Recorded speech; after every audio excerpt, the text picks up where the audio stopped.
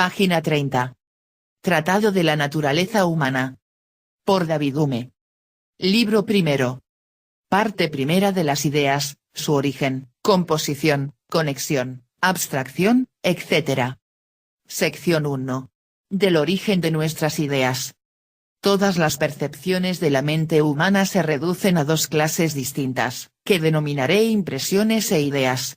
La diferencia entre ambas consiste en los grados de fuerza y vivacidad con que inciden sobre la mente y se abren camino en nuestro pensamiento o conciencia. A las percepciones que entran con mayor fuerza y violencia las podemos denominar impresiones, e incluyo bajo este nombre todas nuestras sensaciones, pasiones y emociones tal como hacen su primera aparición en el alma. TV escribe. ¿Qué es lo que impresiona, que desata la concentración? Hume escribió. Por ideas entiendo las imágenes débiles de las impresiones, cuando pensamos y razonamos. De esta clase son todas las percepciones suscitadas por el presente discurso, por ejemplo, con la sola excepción del placer o disgusto inmediatos que este discurso pueda ocasionar. No creo que sea necesario gastar muchas palabras para explicar esta distinción. Cada uno percibirá enseguida por sí mismo la diferencia que hay entre sentir y pensar.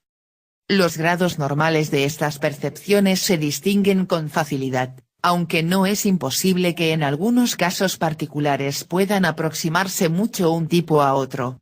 Así, en el sueño, en estado febril, en la locura o en una muy violenta emoción del alma nuestras ideas pueden aproximarse a nuestras impresiones. Sucede a veces, por el contrario, que nuestras impresiones son tan tenues y débiles que no podemos diferenciarlas de nuestras ideas. Pero a pesar de esta gran semejanza apreciada en unos pocos casos, las impresiones y las ideas son por lo general de tal modo diferentes que nadie tendría escrúpulos en situarlas bajo grupos distintos, así como en asignar a cada una un nombre peculiar para hacer notar la diferencia. Nota de Hume. Utilizo estos términos, impresión e idea, en un sentido diferente del habitual, y espero que se me permitirá esta libertad. Quizás haya más bien restaurado la palabra idea en su sentido original, del cual la había apartado el señor Locke al hacerla valer para todas nuestras percepciones. Por otra parte, no quisiera que se entendiese por el término impresión la manera de expresar la forma en que son producidas nuestras impresiones vivaces en el alma, sino simplemente las percepciones mismas, para las que no hay que yo sepa nombre particular, ni en inglés ni en ninguna otra lengua. John Locke escribió. Creo que es el término que mejor sirve para representar cuanto sea objeto del entendimiento mientras un hombre piensa. Lo he utilizado para expresar todo cuanto se designa como fantasma, noción, especies o cualquier otra cosa en que pueda emplearse la mente cuando piensa. Hume escribió. Hay otra división de nuestras percepciones que será conveniente tener en cuenta, y que se extiende tanto a nuestras impresiones como a nuestras ideas. Se trata de la división en simples y complejas. Las percepciones simples, impresiones o ideas, son tales que no admiten distinción ni separación. Las complejas son lo contrario que estas, y pueden dividirse en partes. Aunque un color, sabor y olor particulares sean cualidades que estén todas unidas en esta manzana, por ejemplo, es fácil darse cuenta de que no son lo mismo, sino que, por lo menos, son distinguibles unas de otras. Una vez que hemos dispuesto ordenadamente nuestros objetos mediante estas divisiones, podemos dedicarnos ahora a considerar con mayor cuidado las cualidades y relaciones de aquellos. La primera circunstancia que salta a mi vista es la gran semejanza entre nuestras impresiones e ideas en todo respecto, con excepción de su grado de fuerza y vivacidad. Las unas parecen ser de algún modo reflejo de las otras, de modo que toda percepción de la mente es doble, y aparece a la vez como impresión e idea. Cuando cierro mis ojos y pienso en mi habitación, las ideas que formo son representaciones exactas de las impresiones que he sentido, tampoco existe circunstancia alguna en las unas que no se encuentre en las otras. Repasando todas mis demás percepciones puedo encontrar igualmente la misma semejanza y representación. Las ideas y las impresiones parecen corresponderse siempre entre sí, circunstancia que encuentro notable y que ocupará mi atención por un momento. Después de realizar un examen más cuidadoso me doy cuenta de que me he dejado llevar demasiado lejos por la primera apariencia, y de que debo hacer uso de la distinción de percepciones en simples y complejas, a fin de limitar esta conclusión general, que todas nuestras ideas e impresiones son semejantes entre sí. Ahora advierto que muchas de nuestras ideas complejas no tuvieron nunca impresiones que les correspondieran, así como que muchas de nuestras impresiones complejas no están nunca exactamente copiadas por ideas. Puedo imaginarme una ciudad tal como la Nueva Jerusalén, con pavimentos de oro y muros de rubíes, aunque jamás haya visto tal cosa. Yo he visto París, pero afirmaría que puedo formarme de esa ciudad una idea tal que representara perfectamente todas sus calles y edificios, en sus proporciones justas y reales. Advierto pues que aunque por lo general existe gran semejanza entre nuestras impresiones e ideas complejas, con todo no es universalmente verdadera la regla de que éstas son copias exactas de aquellas. Podemos considerar a continuación qué ocurre a este respecto con nuestras percepciones simples. Después del examen más cuidadoso de que soy capaz, me atrevo a afirmar que en este caso la regla se mantiene sin excepción, y que toda idea simple tiene una impresión simple a la cual se asemeja, igual que toda impresión simple tiene una idea que le corresponde. La idea de rojo que nos hacemos en la oscuridad y la impresión que hiere nuestros ojos a la luz del sol difieren tan solo en grado, no en naturaleza. Es imposible probar por una enumeración particular que ocurre lo mismo con todas nuestras impresiones e ideas simples. Cada uno puede convencerse de esto repasando tantas como quiera. Y si alguien negara esta semejanza universal, no sé de otra manera de convencerle sino pidiéndole que me muestre una impresión simple que no tenga una idea correspondiente, o una idea simple que no tenga una impresión correspondiente. Si no responde a esto desafío y es seguro que no podrá hacerlo, no tendremos dificultad en establecer nuestra conclusión partiendo a la vez de su silencio y de nuestras observaciones. Nota del traductor. Hume utilizará este método de desafío en numerosas ocasiones a lo largo del tratado. Sin embargo, en muchas de ellas se desliza la llamada falacia convencionalista. Se toma como tautología lo que no debería ser sino una generalización inductiva efectuada sobre la base de una convención. Así, dado que Hume fija de antemano el sentido, puede replicar a cualquiera que presente la excepción que ésta no es tal, precisamente por no convenir con los términos prefijados. Por ejemplo, supongamos que alguien afirma que todos los usureros son avaros, y desafía a quien sea a que le presente un usurero generoso, pero, cuando se hace esto, se le replica que este no es un verdadero usurero, ya que antes se convino en que todos los usureros son avaros. Hume escribió.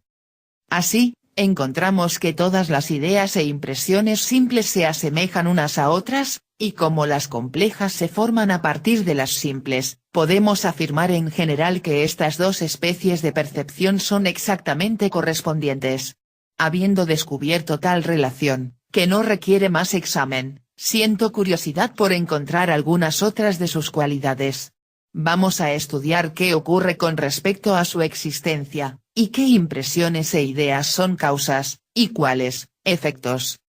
El examen completo de este problema constituye el tema de la presente obra, por consiguiente, nos limitaremos por ahora a establecer como proposición general que todas nuestras ideas simples, en su primera aparición, se derivan de impresiones simples a las que corresponden y representan exactamente. Al buscar fenómenos que prueben esta proposición los encuentro de dos clases, tan solo, pero en cada una de estas clases son los fenómenos palmarios, numerosos y concluyentes. Primero, mediante un nuevo examen me cercioro de lo que ya he asegurado, que toda impresión simple va acompañada por una idea que le corresponde, y toda idea simple, por una impresión. De esta conjunción constante de percepciones semejantes concluyo inmediatamente que existe una gran conexión entre nuestras impresiones correspondientes y nuestras ideas, y que la existencia de las unas tiene una influencia considerable sobre la de las otras. Una tal conjunción constante, con tal número infinito de ejemplos, no puede surgir nunca del azar. Prueba, por el contrario, que las impresiones dependen de las ideas, o las ideas de las impresiones. Para poder saber de qué lado se encuentra esta dependencia, considero el orden de su primera aparición, y hallo por experiencia constante que las impresiones simples preceden siempre a sus correspondientes ideas, sin embargo, nunca aparecen en orden inverso. Para darle a un niño la idea de rojo o naranja, de dulce o amargo, le presento los objetos o, en otras palabras, le hago tener esas impresiones, pero no procedo en forma tan absurda que me esfuerce en producir las impresiones excitando las ideas. Nuestras ideas no producen en su primera aparición impresiones que les correspondan, ni percibimos color alguno o sentimos una sensación simplemente por pensar en ello. Encontramos, por otra parte, que toda impresión sea de la mente o del cuerpo es seguida constantemente por una idea que semeja a esa impresión, y que difiere de ella tan solo por sus grados de fuerza y vivacidad.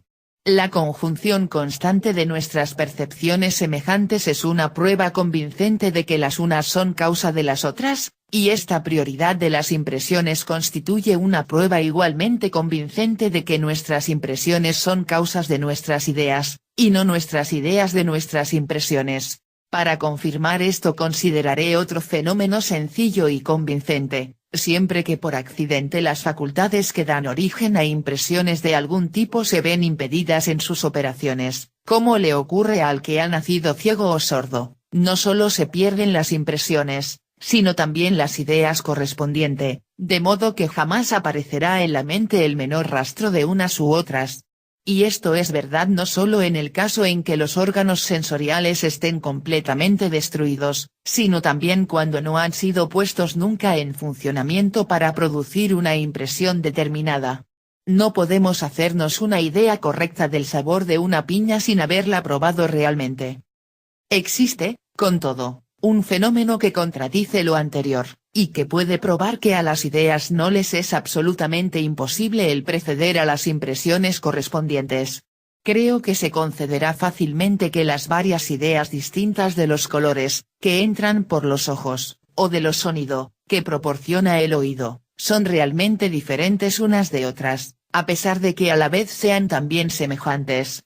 Ahora bien, si esto es verdad de colores diferentes, no menos deberá serlo de los distintos matices que hay en un mismo color. Cada uno de estos matices produce una idea distinta e independiente de las demás.